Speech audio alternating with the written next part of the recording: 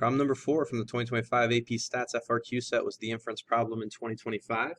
Situation that's described is we've got a software application that lets users enter questions to receive answers in the forms of images, texts, or videos. Research indicates 22% of high school students in a certain country use the app to help them with their homework at least once per week. Karen is an AP Stats student in that country at a high school that has more than 2,000 students. She believes the proportion of students at her school that use the app to help them with their homework at least once per week is higher than the proportion for the whole country. To investigate this, she's going to take a simple random sample of 130 students from her school, and she determines that 38 of them use the app at least once within the last week to help them with their homework. Do we have convincing statistical evidence at a 5% significance level to support Karen's belief? Justify your answer with the appropriate inference procedure. So based on the phrasing of the question, hopefully it's obvious that what we're going to be doing here is carrying out a significance test, not building a confidence interval. They provide us with a significance level, not a confidence level. So we're going to go significance test route here. Now, what we're concerned with, the parameter that we want to make a judgment about, read the sentence here. She believes the proportion of all students at her school who use the app at least once per week is greater than the proportion for her country.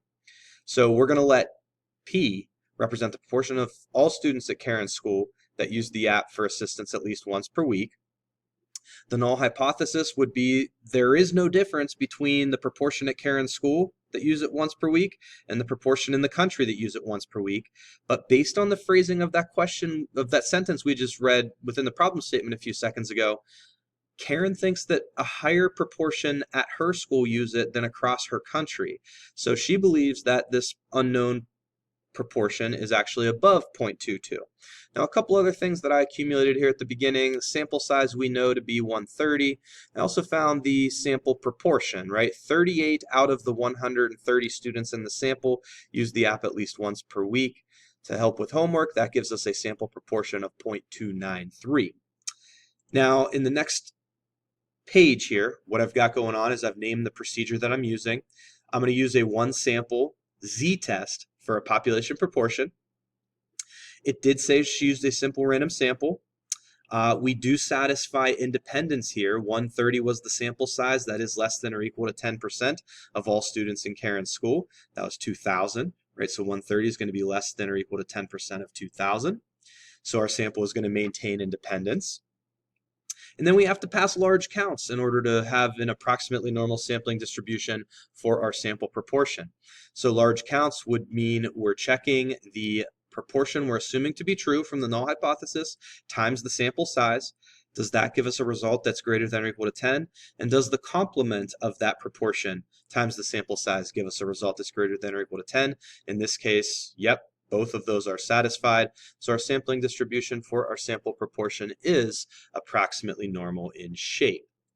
Now the next thing that I've done is I've found the z-score, the test statistic for this significance test. So I took our statistic, our sample proportion, minus the assumed to be true population proportion, the null hypothesis proportion of 0.22, and then I divided by the square root of the assumed to be true proportion times its complement divided by the sample size.